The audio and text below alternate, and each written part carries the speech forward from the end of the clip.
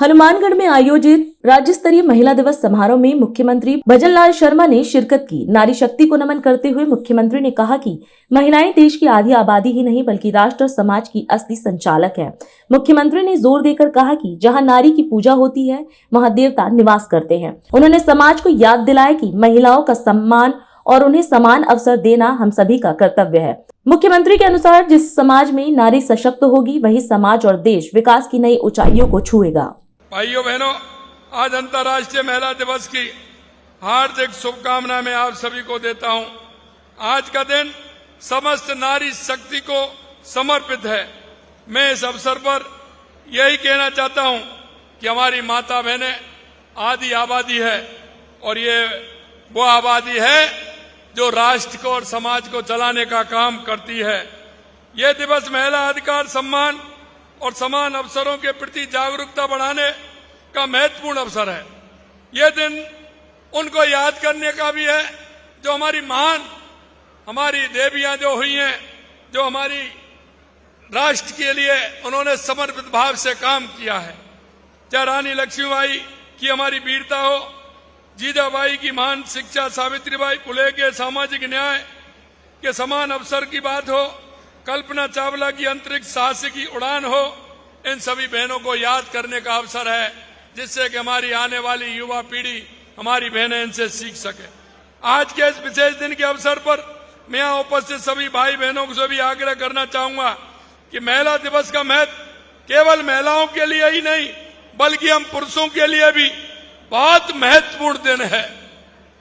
मेरे भाई और बहनों, मैं कहना चाहता हूं, हमारी माता बहनों के बिना हम अधूरे हैं और इनका सम्मान करना हमारा कर्तव्य है।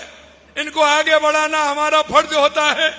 यह दिन हमें इस बात का एहसास कराता है कि हम हमारे घर में, हमारे कार्यस्थल पर और समाज में महिलाओं के प्रति सम्मान, आदर का भाव रखें और अमूल्य योगदान उसमें दे करके अपने दिल में हम प्रसन्न रहें।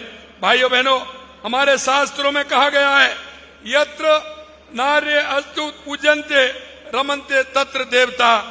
जहां नारी की पूजा होती है, जहां उसका सम्मान होता है, वहां देवता निवास करते हैं। जिस समाज में नारी सशक्त होगी वह समाज प्रगति की ओर बढ़ेगा। नारी केवल जन्म देने वाली ही नहीं है, वह संस्कार देने वाली भी है।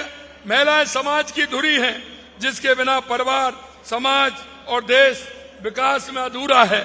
भाइयों बहनों, सोचिए, आधी आबादी पूर्णतः शिक्षित हो, स्वस्थ हो, आत्मनिर्भर हो तो हमारा देश, प्रदेश किस ऊंचाई तक पहुंच सकता है। मेरे भाई और बहनों, हमारी सरकार हर मोर्चे पर महिलाओं के साथ खड़ी है, चाहे वो शिक्षा का क्षेत्र हो, स्वास्थ्य का क्षेत्र हो, स्वरोजगार का क्षेत्र हो।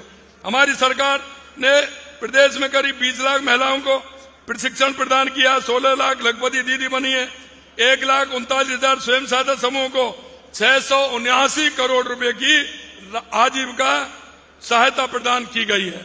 2,43,000 समूहों को बैंक के माध्यम से 5 करोड़ 77 लाख रुपए का ऋण उपलब्ध कराया गया है।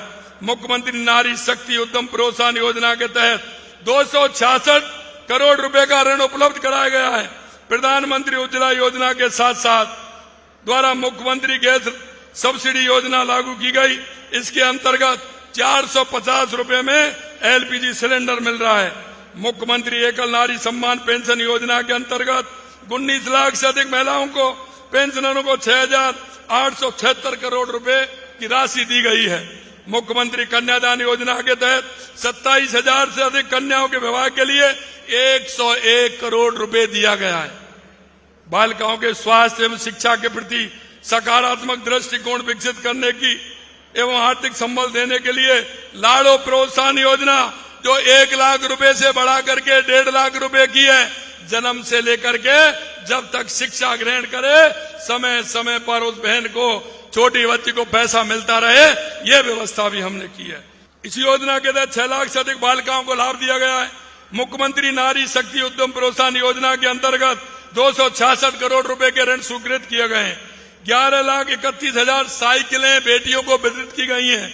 41,820 स्कूटी दी गई हैं। राजकीय महाविद्यालय में छात्राओं के लिए 30% सीटें क्षैतिज रूप से आरक्षित की गई हैं। किसी भी तरह की योजना हमारी केंद्र राज्य सरकार की है, उस योजना का लाभ हमारी माता बहनों को मिले, उनका जीवन स्तर ऊपर उठे, ये हमें करना है। आप सभी इतनी बड़ी संख्या में आए, आप सभी को बहुत बहुत धन्यवाद। जय हिंद, जय भारत, जय राजस्थान, जय मातृशक्ति। राष्ट्र सर्वप्रथम, वंदे मातरम, जाग उठा है भारत।